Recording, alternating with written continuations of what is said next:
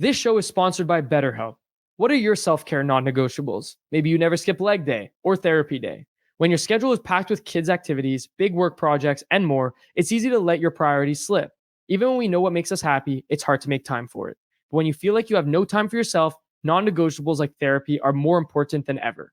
It's helpful for learning positive coping skills and how to set boundaries. It empowers you to be the best version of yourself.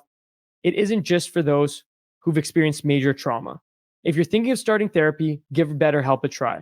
It's entirely online, designed to be convenient, flexible, and suited to your schedule. Just fill out a brief questionnaire to get matched with a licensed therapist and switch therapists anytime for no additional charge.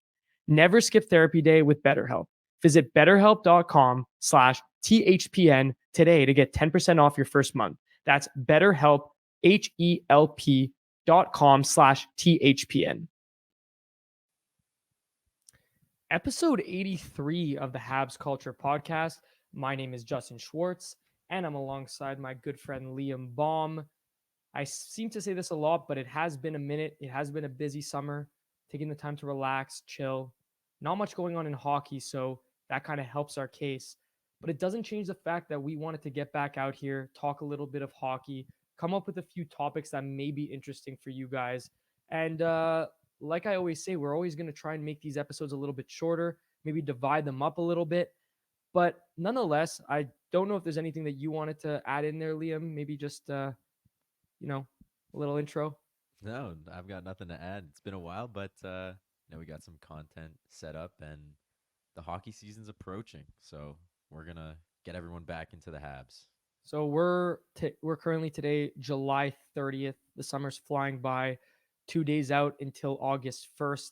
Can't believe we're saying that we're almost in August, but the faster August comes around, that means the faster October comes around.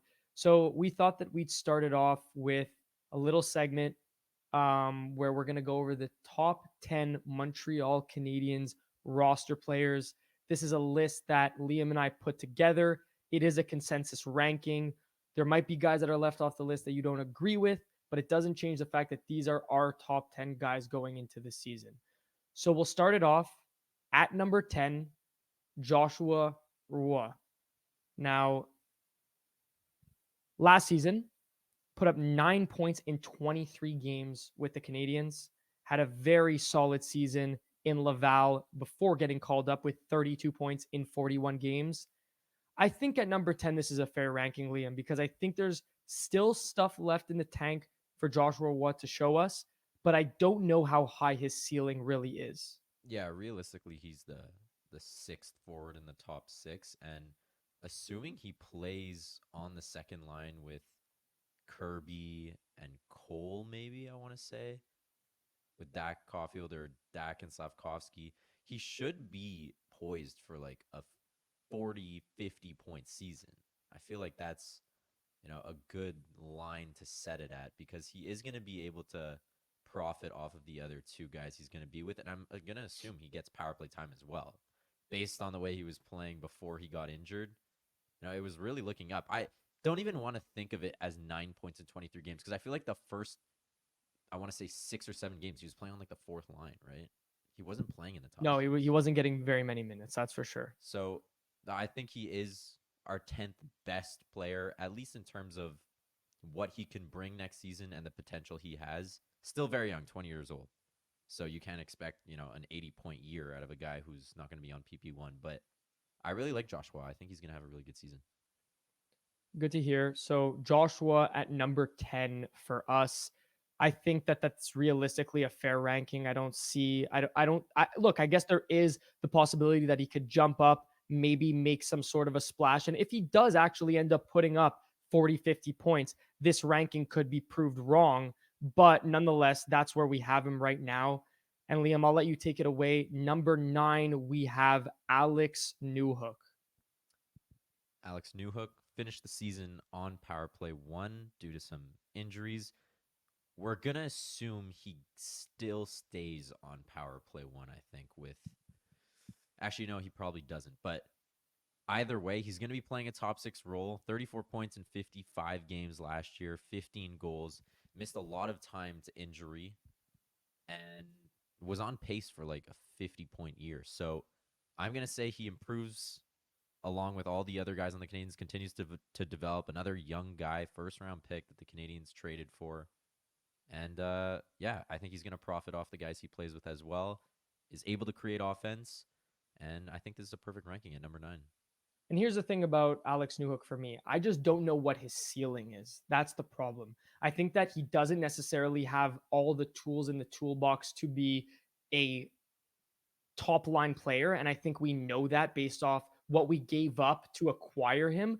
But it doesn't change the fact that we did give up a second round pick to go out and get Newhook with the possibility of his ceiling being relatively high. But I don't know if if he'll ever have a season where he eclipses 60 points. Now, can we both agree that if Newhook ever puts up 60 points in his career as a Canadian, the Canadiens will probably be like it will be considered a success? Probably. But it would be nice to know a little bit more the direction that Newhook's going in terms of his projectability and in terms of his development. Yeah, look, we don't know. We know he's not going to be a top line guy, but we also know he should be at least a middle six guy. And I think he plays the center role pretty well. I think he plays the center role pretty well. We'll see if he sticks to that or if he's going to play on the wing this year, considering Kirby Dack will be back. So, I think there's a lot of potential with Alex Newhook, but I don't think he's any better than the guys coming up right now. I agree. And that brings up our next player at number 8. May come as a surprise to many, but not to us. It's Lane Hutson. Yeah, we're really big on Lane Hutson. And as I know, all the Habs fans watching this right now love Lane Hutson, but I'm sure all the non-Habs fans are probably like, this is just Habs bias. How can you rank a guy higher than, a current NHLer like Alex Newhook? Lane Hutson's played 2 games, but he had 2 assists and showed that he was probably the best offensive D-man on the ice during those 2 games. And I don't think that's going to stop. Just look at his year in college with Boston University last year. 49 points in 38 games. He had 15 goals, plus 14. This guy is just unbelievable, carries the offense, played with Macklin Celebrini, but he was a big factor on why Celebrini had such a good season. So, Lane Hutson will probably not start on power play 1. It's going to be Matheson. He deserves it after the year he had.